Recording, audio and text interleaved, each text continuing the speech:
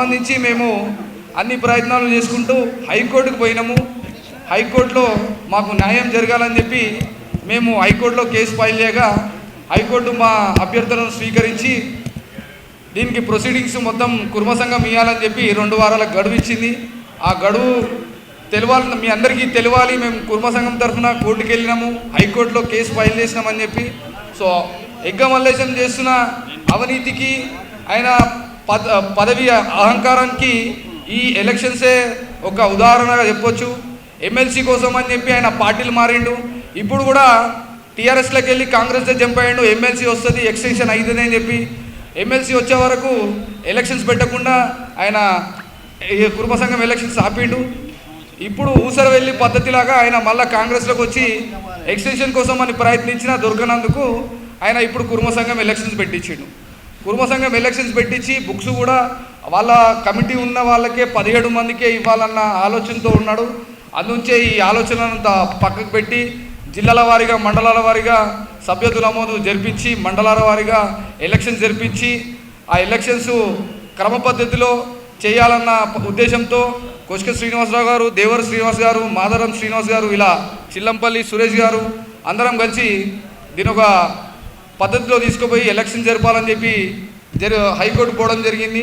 ఈ విషయానికి సంబంధించి మరిన్ని విషయాలు మా కొష్క శ్రీనివాస్ గారు వారు మాట్లాడతారు.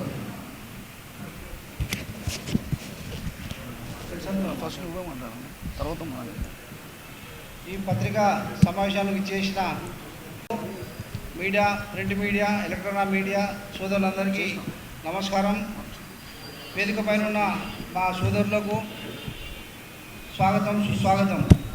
ఈరోజు ఈ మీటింగ్ పెట్టడం ముఖ్య ఉద్దేశం ఏంటంటే, కుర్మ సంఘంలో 2 దశాబ్దాలుగా కొనసాగుతున్న నియంతృత్వ పాలన, బైలాస్కు విరుద్ధంగా సంఘం ఏదైతే నియమాలు రాసుకుందో ఆ నియమాలకు విరుద్ధంగా 20 సంవత్సరాలు ఒకటే వ్యక్తి అధ్యక్షులుగా కొనసాగుతూ ఎన్నికలు కూడా సవ్యంగా ప్రజాస్వామ్యబద్ధంగా జరపకుండా ఒక నియంతృత్వ విధానంలో తనకు అనుకూలమైన వారికి కమిటీలు నియమించుకుంటూ అనుకూలమైన వ్యక్తులకి అనుకూలమైన వారికి సభ్యత్వం పుస్తకాలు ఇస్తూ ఒక 17 మందికి సభ్యత్వం నమోదు చేయించుకుంటూ ఆ 17 మంది జిల్లాల వారీగా ఆ 17 మందితోనే ఆయన అనుకూలంగా ఓట్లు వేసుకొని మళ్ళీ అధ్యక్షునిగా కొనసాగుదామని, దొడ్డిదారిన కొనసాగుదామని కుట్రలు పండుతూ కుయుక్తులు పండుతూ ఉన్నారు. దీన్ని తెలంగాణ రాష్ట్ర కుర్మలు యావత్తు గమనిస్తూ ఉన్నారు. ఆయన కుట్రలను తిప్పికొట్టడానికి అందరూ ప్రతిరోజు ఆయనకు వ్యతిరేకంగా సోషల్ మీడియాలో కానీ వ్యక్తిగతంగా కానీ అందరూ మాట్లాడుతున్నారు, వాళ్ళ వాణి వినిపిస్తూ ఉన్నారు. దీన్ని కూడా పట్టించుకోకుండా ఆయన తను అనుకున్నదే తాను పట్టిన కుందేలకు 3 కాళ్ళు అనే విధంగా ఆయన వ్యవహరిస్తూ కుర్మ సంఘంలో ఒక నియంత్ర పాలన, ఎందుకంటే ఒక హిట్లరు ఎట్లయితే నియంతృత్వ పాలన చేసిండో అదేవిధంగా కుర్మ సంఘంలో దొరల పాలన నడిపిస్తూ హిట్లర్ను గుర్తుకు చేసే విధంగా కుర్మ సంఘాన్ని నడిపిస్తూ ఉన్నాడు. దీన్ని మేమంటే తెలంగాణ కుర్మ సంఘం యావత్తు ఖండిస్తూ ఉంది. ఎన్నిసార్లు విమర్శించినా, ఎన్నిసార్లు నిలదీసినా కుక్కతో వంకర్లెక్కనే ఆయన తనదారిన పోతూ ఉన్నాడు. దీనికి విరుద్ధంగా మేము ఏం చేసినామంటే, మాకు గౌరవ న్యాయస్థానం మీద నమ్మకం ఉంది కాబట్టి తెలంగాణ రాష్ట్ర ఉన్నత న్యాయస్థానాన్ని ఆశ్రయించి మా కుర్మ సంఘంలో అక్రమాలు జరుగుతున్నాయి, అన్యాయంగా ఎన్నికలు జరుగుతూ ఉన్నాయి, దీనిపై న్యాయస్థానం మాకు సరైన న్యాయం చేస్తుందనే ఉద్దేశంతో న్యాయస్థానాన్ని ఆశ్రయించి కోర్టులో రిట్ పిటిషన్ వేయడం జరిగింది. ప్రాపర్ ఎలక్షన్ జరగడం లేదు ఒకటి, బైలాస్కు విరుద్ధంగా సంఘం నడుస్తుంది ఒకటి, సభ్యత నమోదు అందరికీ ఇవ్వడం లేదు మరొకటి, తాను నచ్చిన వారికే పదవులు కట్టబెడుతూ తనకు ఇష్టారీతిన సంఘాన్ని నడిపిస్తూ ఉన్నాడు. వీటిపై సమగ్రమైన విచారణ జరిపించి తెలంగాణ రాష్ట్ర కుర్మలకు న్యాయం చేయాలని ఉన్నత న్యాయస్థానాన్ని కోరుతూ వాళ్ళను ఆశ్రయించడం జరిగింది. దానిపై కోర్టు స్పందించి వారి పద్ధతి ప్రకారం వాళ్ళు నోటీసులు పంపడం జరిగింది. దానిపై మాకు విశ్వాసం ఉంది. మాకు కుర్మలందరికీ సరైన న్యాయం జరుగుతుందని విశ్వాసంతో మేము ఉన్నాము. ఇంకొక విషయం ఏంటంటే, ఎగ్గమలేశం 20 ఏళ్ళ నుంచి అధ్యక్షునిగా కొనసాగుతూ ట్రస్ట్ బోర్డు అధ్యక్షునిగా ఆయనే ఉంటూ కుర్మ సంఘం అధ్యక్షుడు అతనే కొనసాగుతూ ఇష్టారీతిన అక్రమాలకు తెరలేపిండు. కుర్మ సంఘంలో ఆస్తులను తనకు నచ్చిన వారికి కట్టబెడుతూ తనకు నచ్చిన వారికి అద్దెలకిస్తూ కోట్లాది రూపాయల అవినీతి భాగోదానికి తెరలేపిండు. సత్రాలు కుర్మ సంఘం సత్రాలు నిర్మిస్తానని చెప్పి వివిధ పుణ్యక్షేత్రాల్లో యాదగిరిగుట్ట అనుకోండి, శ్రీశైలం అనుకోండి, కుమ్రవెల్లి అనుకోండి, వాటిల్లో కూడా నిర్మాణంలో లక్షల కొద్ది కోట్ల కొద్ది రూపాయల అక్రమాలు జరిగాయని కుర్మలందరూ ప్రశ్నిస్తారు. దానికి జవాబు కూడా చెప్తలేడు. బేగంబజార్లో ఉన్న రాష్ట్ర కుర్మ సంఘం భవనం కూడా దాతలు ఇచ్చిర్రు. మాలాంటి కుర్మలు ఎంతోమంది 1,00,000, 5 లక్షలు, 10 లక్షల రూపాయలు విరాళాలు ఇచ్చిర్రు. వాటికి కూడా లెక్కలు చూపకుండా కోట్లాది రూపాయల లెక్కలు ఎందుకు చూపిస్తారని మేము అడుగుతా ఉన్నాం. దాంట్లో ఉన్న మతలబేంది? నువ్వు ప్రజలంటే ఎవరు? కుర్మల ద్వారా నువ్వు కుర్మ సంఘానికి ఎన్నిక కాబట్టి వాటి కుర్మలకు జవాబు దారిగా ఉండాల్సిన నీ బాధ్యత ఉంది కాబట్టి నువ్వు ఎందుకు జవాబు చెప్తారని మేము అందరం నిలదీస్తూ ఉన్నాం. కుర్మ సంఘం ప్రక్షాళన జరగాల్సిన అవసరం ఉంది. కుర్మ సంఘం ఒక సవ్యమైన దిశలో అడుగులేయాల్సిన అవసరం ఉంది. కుర్మలు అంటే ఎగ్గమలేసం సంబంధించిన 500 మంది 200 మంది కాదు, 30 లక్షల మంది కుర్మలు. వాళ్ళ సామాజిక రాజకీయ భవితవ్యం ప్రశ్నార్థకంగా మారింది. విద్యాపరంగా రాజకీయపరంగా వాళ్ళు ఎంతో వెనుకబాటు గురవుతూ ఉన్నారు. ఆస్తులను లక్షల కోట్ల రూపాయలకు అద్దెకియాలని దురాలోచనతో ఉయుక్తులు పన్నుతూ ఉన్నాడు. కోకాపేటలో మాకు ప్రభుత్వం ఇచ్చిన 5 ఎకరాల 5 కోట్ల స్థలం మా కుర్మ విద్యార్థులకు వసతి గురించి హాస్టల్ గురించి ఇస్తే దాన్ని నారాయణ కార్పొరేట్ కాలేజీకి అద్దెకిచ్చి కోట్ల రూపాయల అద్దెలు వస్తాయని ఆశతోని దాన్ని ఆయన సొంతానికి ఆయన ఇష్టం వచ్చిన రీతిగా డబ్బులను వాడుకుందామనే కుయుక్తులు పన్నుతూ ఉన్నాడు. దాన్ని కూడా మేము అడ్డుకున్నాం. ప్రభుత్వానికి నివేదికలు ఇచ్చినాం, మంత్రులకు కూడా నివేదికలు ఇచ్చినాం. వాటిపై కూడా సమగ్ర విచారణ జరుగుతుందని ఆశిస్తూ ఉన్నాం. ఇంకో విషయం ఏంటంటే మన్సూరాబాద్లో ఉన్న 3 ఎకరాల 10 గుంటలు కూడా అద్దెకి దాంట్లో కూడా లక్షల రూపాయల అద్దెకు తీసుకుని దాంట్లో సరైన లెక్కలు చూపకపోగా దాంట్లో కూడా ఆయన బినామీగా ఉందని ప్రజలు కూడా చాలా సందర్భాల్లో ప్రశ్నిస్తూ ఉన్నారు, విమర్శిస్తూ ఉన్నారు. దాన్ని కూడా జవాబు చెప్పకుండా దాట వేస్తూ ఉన్నాడు.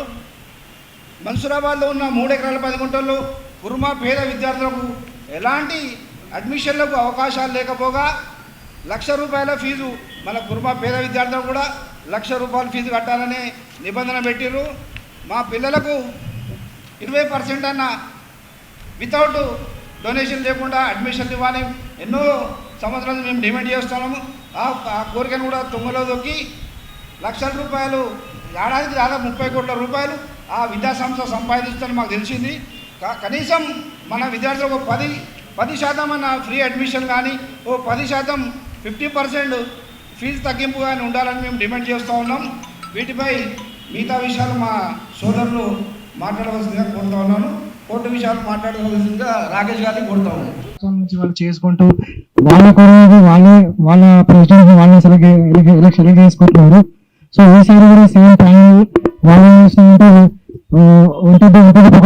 చేసి వాళ్ళే అంటే వాళ్ళ ప్యానల్ వాళ్ళే నిర్ణయించుకొని వాళ్ళ అన్ని జిల్లాలో అన్ని మండలాల్లో వాళ్ళ ప్రెసిడెంట్స్ వాళ్ళు ఎలక్ట్ చేసుకుంటున్నారు. ఇది ఒంటరి పోతుంది కాబట్టి మేము దీన్ని వీళ్ళు హైకోర్టుకు ఆశ్రయించడం జరిగింది. అందులో మేము హైకోర్టు బెంచ్లో మోషన్ మూవ్ చేశాము. అందులో నాకు వాళ్ళకు నోటీస్లో ఉండాలని నాకు ఒక ఆర్డర్ వచ్చింది. సో వాళ్ళ నోటీస్లో ఈ స్టేజ్ అయితే నోటీస్లో వరకు ఇప్పుడు నెక్స్ట్ ఎలక్షన్స్ నెక్స్ట్ ఎలక్షన్ ఆపి వాళ్ళతోటి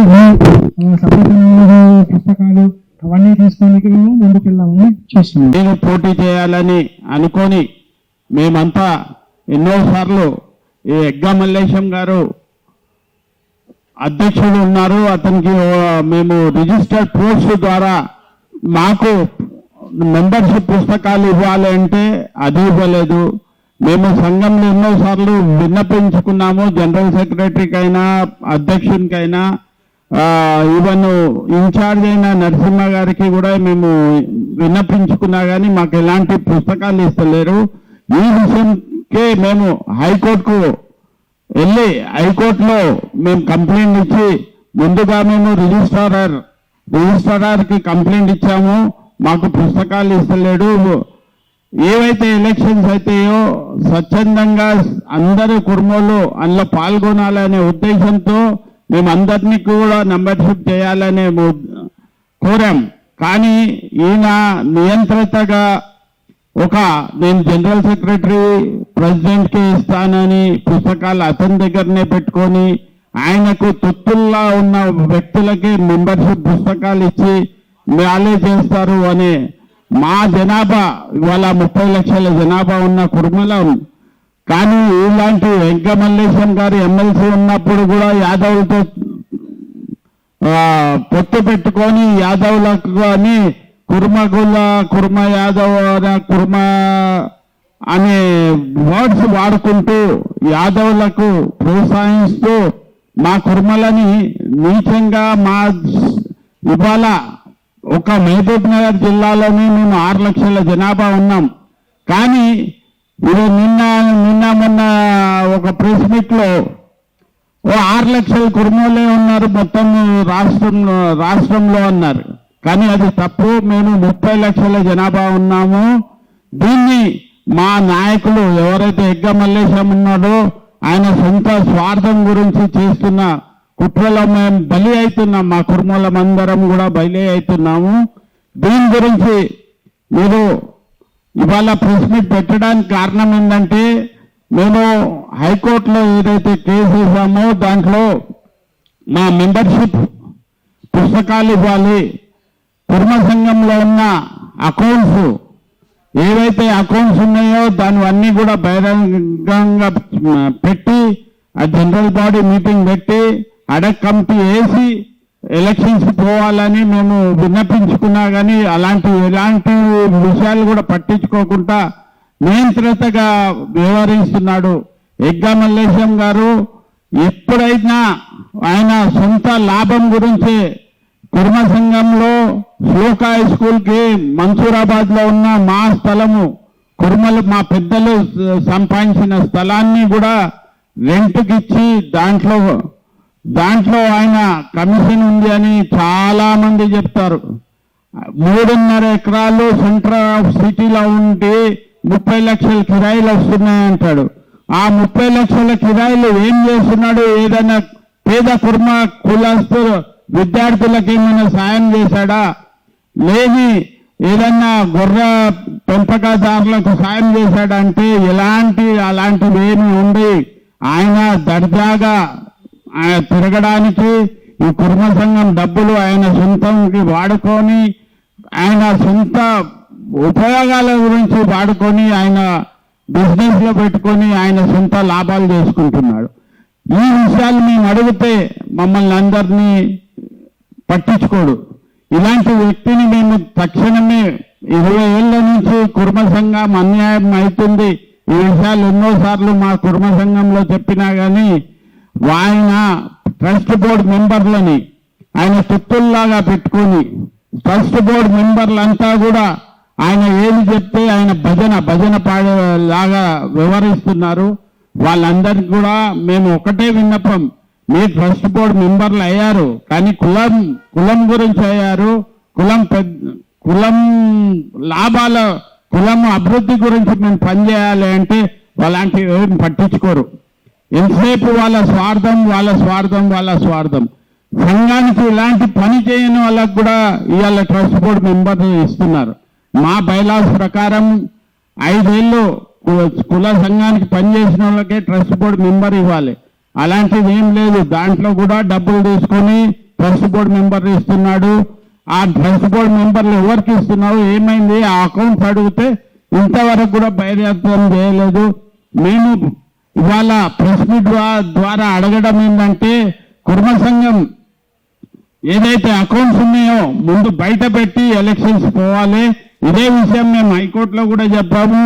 హైకోర్టు మీద మాకు ఎంతో గౌరవం ఉంది. హైకోర్టు ఎలాంటి సూచనలు ఇస్తే దాన్ని పాటిస్తూ మేము అందరి వాళ్ళకు కూడా చైతన్యవంతం చేయడానికి ప్రెస్ మీట్ పెట్టాం.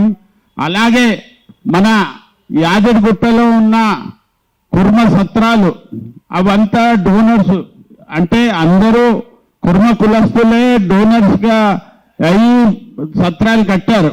ఆ సత్రాలు 18 ఏళ్ల నుంచి ఎగ్గమల్లేశం గారు చైర్మన్ ఉండి ఇవాళ ఆయన అకౌంట్స్ అడిగితే ఇవాళ ఆడ ₹1 లాభం రాలేదంటారు. యాదగిరిగుట్ట ఏ క్షేత్రం అయితే ఉందో ఇవాళ తిరుపతి తర్వాత యాదగిరిగుట్ట ఉంది. అలాంటి క్షేత్రంలో మా సత్రాలు ఉన్నాయి. 50 పైన రూమ్స్ ఉన్నాయి, 63 రూమ్స్ ఉన్నాయి. దానికి 18 ఏళ్ల నుంచి ఏకప్రత చక్రాధిపతిగా వహించి ఆ సత్రాల ₹1 లాభం లేదని నిర్ణయించుకొని ఆయన ఒక స్కూల్కి రెంట్కు ఒప్పజెప్పి అందులో ఎంత కమిషన్ ఉందో మాకు తెలియదు, కానీ ఆయన కమిషన్ పరుడుగా ముద్రిస్తున్నాం. ఆయన 100% ఆయనకు లాభం లేనిదే కుర్మ సంఘంతో లాభం చేసుకుంటూ ఆయన్నే ఉండాలని 20 ఏళ్ల నుంచి మా కుర్మల ఎలాంటి సాయం చేయలే. కుర్మ పేద విద్యార్థులకైనా గృహ కాపర్లకైనా ఎలాంటి సాయం చేయకుండా ఆయన సొంత లాభాల గురించి వాడుకుంటున్నాడు. ఇవాళ మేము తక్షణమే ఆయన 20 ఏళ్ల నుంచి అధ్యక్షుడు ఉన్నాడు. మా బైలాస్ ప్రకారం ఏ అధ్యక్షుడైనా 2 సార్లే ఉండాలని ఉంది. అది 3 ఏళ్లకే ఎలక్షన్ జరగాలని ఆయన బైలాస్ చేంజ్ చేసుకొని 5 ఏళ్ళు అనుకున్నాడు. 5 ఏళ్ళు అనుకున్నా 10 ఏళ్ళు అవుతుంది, ఇంకా 10 ఏళ్ళు అదనంగా ఉన్నాడు. తక్షణం ఆయన దిగి కొత్త అధ్యక్షుడిని పేరు ప్రకటించి అధ్యక్షునిగా ఆయన తప్పుకొని ట్రస్ట్ బోర్డులో జరిగే అవినీతులన్నీ కూడా బయట పెట్టాలని, ట్రస్ట్ బోర్డులో ఉన్న ఆస్తుల లెక్కలన్నీ కూడా బయట పెట్టాలని మేము కోరుతూ, మేము రాబోయే రోజుల్లో మా కుర్మలకు చైతన్యం చేయడానికి మేము ముందుండి పోరాడతామని చెప్తూ సెలవు తీసుకుంటాం. మాది శంకర్పల్లి మండల్. నేను కేవైసిఎస్ కురుమ యువ చైతన్య సమితి రంగారెడ్డి జిల్లా ఉపాధ్యక్షుడిని. అయితే మెయిన్గా ఇందులో వచ్చేసేసి ఏంటంటే పల్లెటూర్లు ఇప్పుడు మనకు బైలాస్ బుక్స్ కావాలి, మెంబర్షిప్ బుక్స్ కావాలి. అవి ఎన్నో సంవత్సరాల నుంచి అడిగిన కానీ యజ్ఞం మల్లేష్ గారు ఎవరికి అసలు తెలియనివ్వట్లేదు, ఎవరికి ఇవ్వట్లేదు. తన సొంత ప్యానల్కు కొంతమందికే అప్పచెప్పుకొని హైదరాబాద్లో ఉండి president, vice president, general secretary వాళ్ళ బాడీ వాళ్ళు వేసుకుంటారు. మేము ఇన్ని సంవత్సరాలు, నేను 45 సంవత్సరాలు ఉన్నా, ఇప్పటి వరకు గిట ఆ మెంబర్షిప్ బుక్ అనేది తెలియదు, ఆ బోనస్ గిట తెలియదు మాకు. అసలు మేము ఆయన ఏం చేయాలి?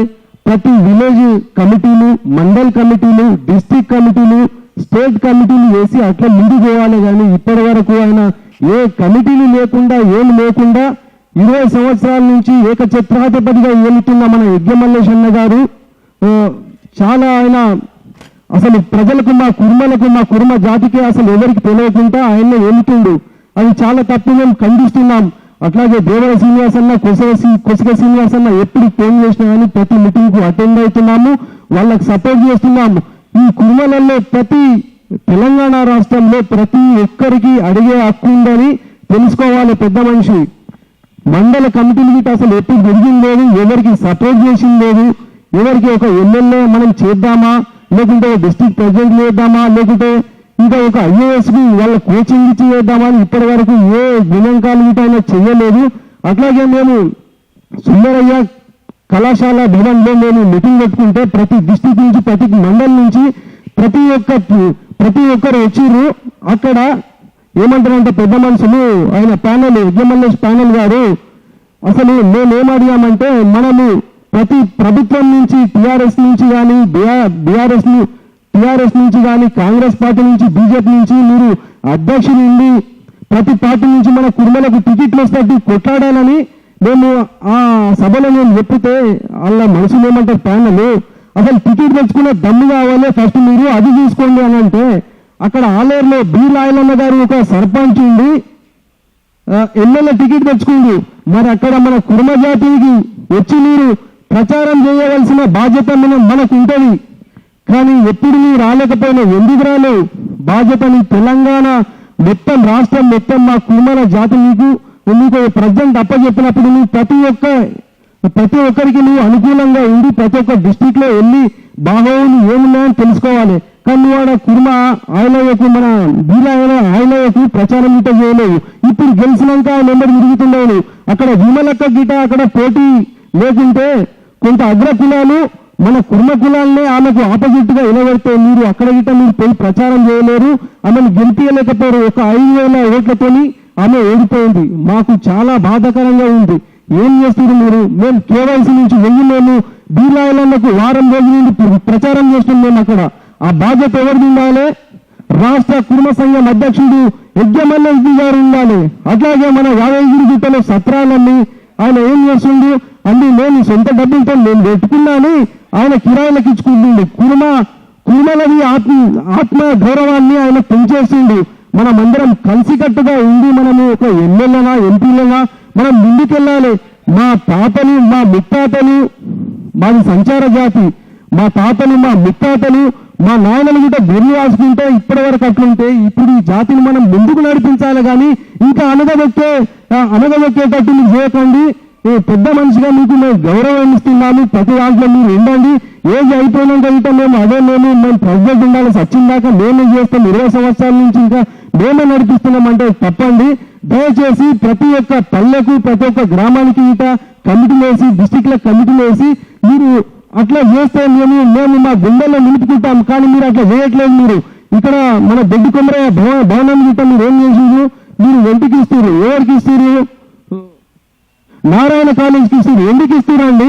అక్కడ మేము పేద పిల్లలకు అక్కడ చదువు చెప్పించుకోవాలని, అట్లాగే ఒక IAS IPS ఆఫీసర్లను మీ బాధ్యత ఉంది. మీరు ముంగటిని నడిపించి చదివించాలి మనం వెనుకబడిన తరగతులను.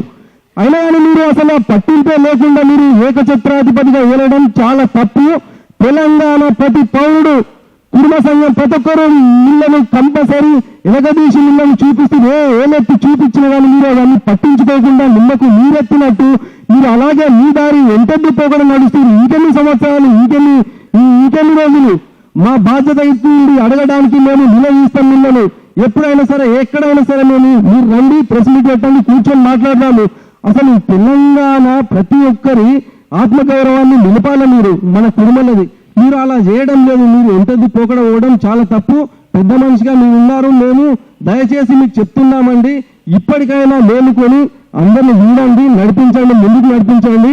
ఇంకోటి, ప్రతి డిస్టిక్ నుంచి గిట్ట ప్రెసిడెంట్ అయ్యొచ్చు, కానీ మీరు హైదరాబాద్ లో ఉండి మీరే వెళ్తామంటే అది చాలా తప్పు, చాలా రాంగ్.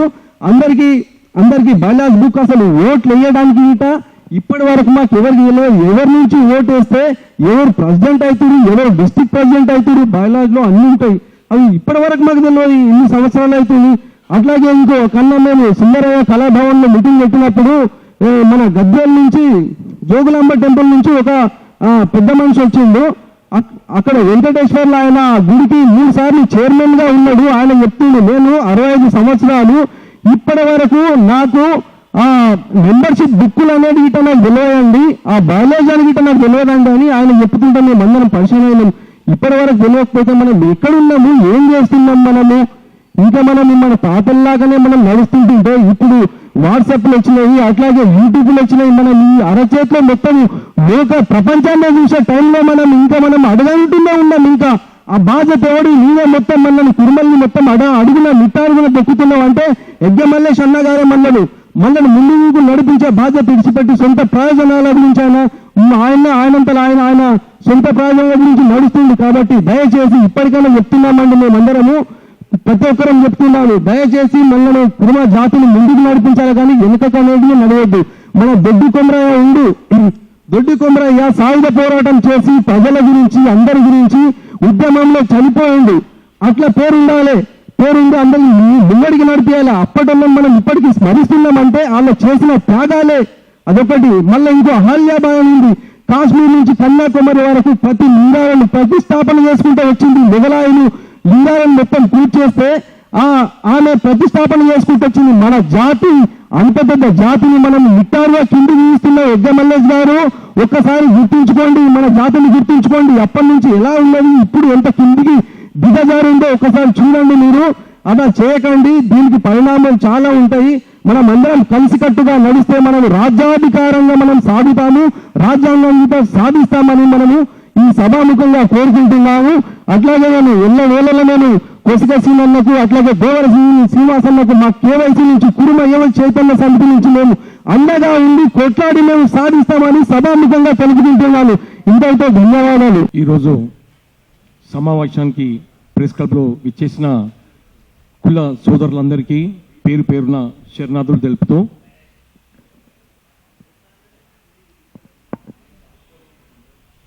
ఈ 20 సంవత్సరాల్లో అధ్యక్షుడు నేనే, కుర్మ సంఘం నాదే, కుర్మ సంఘం పేరు మార్చడానికి ప్రయత్నించిన నువ్వు 20 సంవత్సరాల్లో మన కుర్మలకు చేసిన అభివృద్ధి ఏంది, దానిపైన నువ్వు ఒక శ్వేతపత్రం విడుదల చేయాలని ఈరోజు ప్రెస్ క్లబ్లో మేము డిమాండ్ చేస్తున్నాము. గత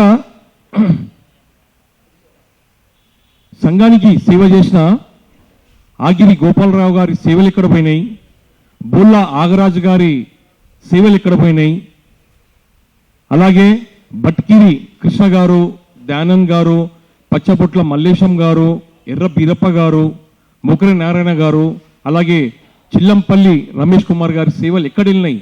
ఈరోజు మీరు చెప్పుకుంటుర్రు కుర్మ సంఘం అంటే మల్లేశం, మల్లేశం అంటే కుర్మ సంఘం. నువ్వు చేసిన 20 సంవత్సరాల అభివృద్ధి మాకు శ్వేతపత్రం విడుదల చెయ్యాలి, కాకుంటే నీ అవినీతి పత్రం మేము విడుదల చేస్తాం, ఖబర్దార్.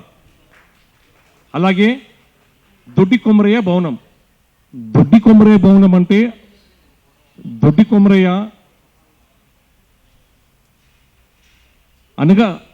అనగదొక్కిన జాతులలో ఒక కుర్మ బిడ్డ. అలాగే ఒక ప్రభుత్వం గుర్తించి దొడ్డి కొమరయ్య భవనం మన జాతికిస్తే అది మీ అయ్య జాగిర్లాగా ఒక నారాయణ సంస్థ కార్పొరేట్కు ఇవ్వడానికి నువ్వు ఎవరు? నీ ఎంబడి పడడానికి మేమందరం రెడీ ఉన్నాం. కాబట్టి ఖబర్దార్, దొడ్డి కొమరయ్య భవనం విషయంలో మేము ఎట్టి పరిస్థితులలో నిన్ను నిలదీస్తాం.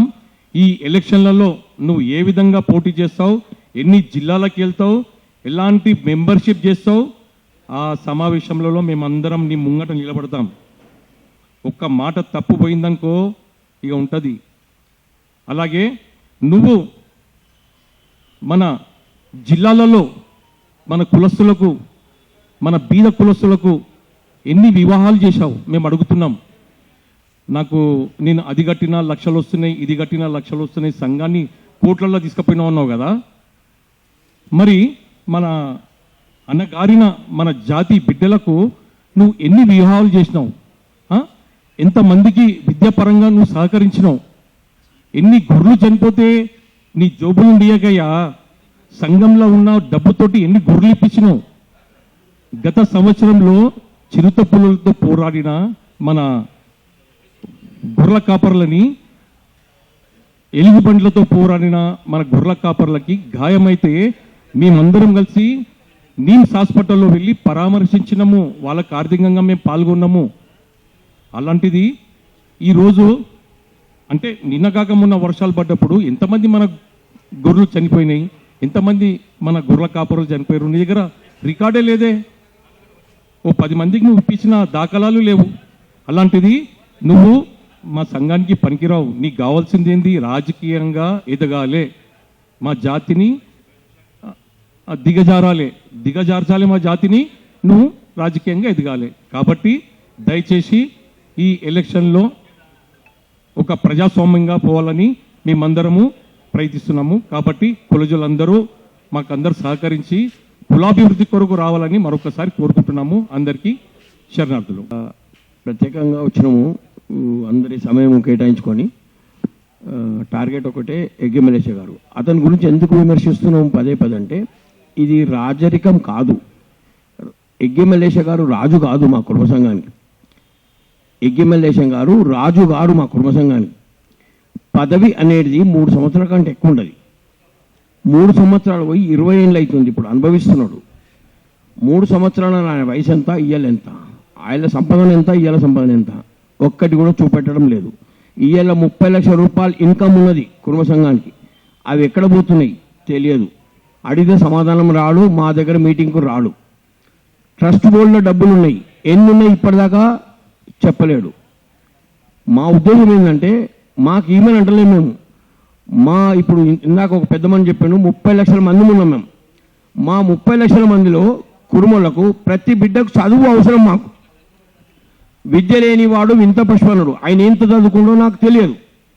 ఇప్పుడున్న నేను బాధపడుతున్నాను ఏంటంటే చదువు లేకనే. నా ఇంట వచ్చే తరం వాళ్ళకు కూడా చదువు కావాలని ఆవేశం, అంతే తప్ప ఆయన ఏదో విమర్శించాలనే ఉద్దేశం అయితే మాకు లేదు. ఆ డబ్బులన్నీ కూడా పిల్లలకు, పేద పిల్లలు ఉన్నారు, అందరు ఉన్నారు, మంచి చదువుకున్న వాళ్ళు ఉన్నారండి. ప్రతి సంవత్సరం కూడా మా కుటుంబ సంఘంలో 1000 మంది బయటకు వస్తారు ఉత్తీర్ణులు అయ్యి. ఒక్కొక్క జాబ్లో వెళ్ళిపోతారు. 10 సంవత్సరాల కాలం ఎక్కడికో వెళ్ళిపోతుంది మా కుటుంబ సంఘం. అలాంటిది భ్రష్టు పట్టిస్తున్నారు వీళ్ళు. వీళ్ళకి చదువు లేదు, విద్య లేనందుకు వీళ్ళకి ఏం తెలుసలేదు. విద్య లేని వాడు ఎంత బాధపడుతుందో మాకు తెలుసు. ఊర్లలో చాలామంది 1000 రూపాయలు ఫీజు కట్టలేని స్థితిలో ఉన్నారు. అలాంటి వాళ్ళకు మేము ఆదర్శంగా ఇప్పుడు వచ్చిన డబ్బులతో ఖర్చు పెట్టి డ్రెస్సులు ఇప్పించి స్కూళ్ళు చెప్పుదామని ఆవేశం, ఆవేదన మాది. ఈయన దొడ్డి కొమ్మలయ్య భవనం కిరాయికి ఇచ్చేసి ఈయన డబ్బులు తీసుకొని ఈయన ఎంజాయ్ చేద్దామంటే ఎట్లా? ఆనాడు కేసీఆర్ ప్రభుత్వం కాడు ముందే ఆలోచించి కురుమలు ఇంతమంది ఉన్నారని 10 ఎకరాల స్థలం ఇచ్చిండు, 10 కోట్ల రూపాయలు ఇచ్చిండు మాకు. అందుకని సగము అంటే 5 ఎకరాలు 5 కోట్ల రూపాయలు యాదవులకు ఇచ్చేసిండు. అది మాకు ఎవరితో మీటింగ్ పెట్టలేడు, మాకు ఎవరు కూడా చెప్పలేడు. ఆయన ఒంటిగా తీసుకుంటున్నాడు ఏదైనా కానీ. అందులో ఉన్నవాళ్ళు కనీసం ఎంకరేజ్ చేస్తలేరు. అన్న సరే సరే అంటున్నారు, అట్లా కాదు. అది పిల్లలకు చదువు ఇంపార్టెంట్. పేరేమో కుర్మగోలు, కుర్మలు మొత్తం యావత్ తెలంగాణ కుర్మలు అందరి పేరు చెప్పుకొని పదవిలు అనుభవిస్తున్నాడు ఆయన. కానీ పైసలు వచ్చాక ఒక్క కుర్మలకు కూడా ఎటువంటి సహాయం చేయడం లేదు. నా ఉద్దేశం ఏంటంటే 30 లక్షల రూపాయలు వస్తున్నాయి, ఒక 10 గొర్రెలు చచ్చిపోయినాయి, 10,000 రూపాయలు ఇవి గవర్నమెంట్ కానీ తర్వాత వస్తుండొచ్చు. మళ్ళీ రికవర్ చేద్దాం, ఆయన పిల్లలు తెచ్చుకుంటాడు, పెంచుకుంటాడు, అమ్ముకుంటాడు, మళ్ళీ మనం తీసుకుందాం. ఇలాంటివి మనం చేద్దామనే మా ఉద్దేశం. ఏ పేదవాళ్లకు, ఏ గొర్రెలు చచ్చిపోయిన వాళ్ళకి ఇప్పటిదాకా 1 రూపాయి కూడా మల్లేశం గారు ఇవ్వలేరు. మొన్న నేను ఒక వీడియో పెడితే 50,000 రూపాయలు ఇచ్చిండు తీసుకుపోయి. సిగ్గు అనిపించిందేమో తెలియదు నాకు, కానీ తీసుకుపోయి ఒక 50,000 రూపాయలు ఇచ్చి వచ్చిండు. దొంగలు కొట్టిరు, ముఖం బాసిపోయింది. ఆయన కానిస్టేబుల్ కుర్మ, ఆయనకి ఎన్ని ఇచ్చిండో తెలియదు. పెట్టినాం వాట్సాప్లో. కానీ ఇవ్వాలి కదా, డబ్బులు ఉన్నాయి.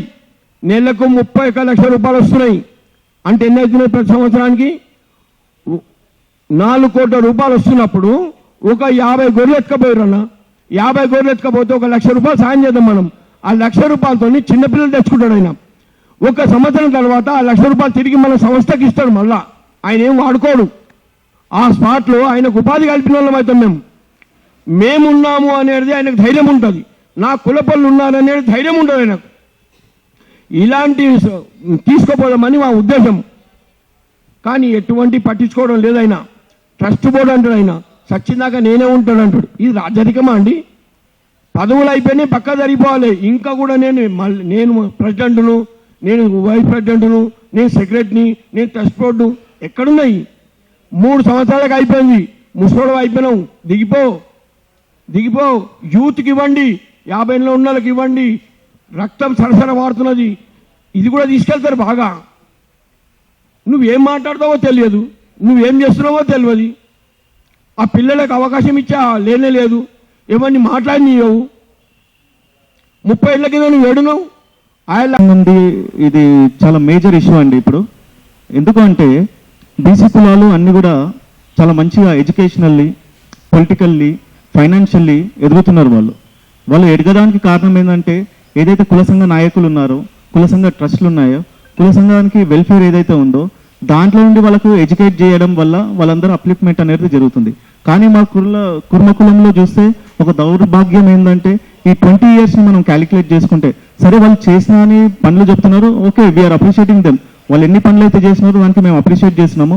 మాది ఓన్లీ ఒక ఎలిగేషన్ ఏంటంటే ఈ జరగబోయే ఎలక్షన్లలో, అంటే ఎలక్షన్స్ జరుగుతున్నాయని తెలిసిన క్రమంలో ఇక్కడ ఉన్న వాళ్ళందరూ కూడా కంటెస్ట్ చేయడానికి, అంటే మనము ఒక డెమోక్రటిక్ కంట్రీలో ఉన్నాము, ఎలక్షన్స్ ఒక డెమోక్రటిక్ వేలో పోవాలని కంటెస్టెంట్స్కి మెంబర్షిప్ బుక్స్ ఇవ్వాలి.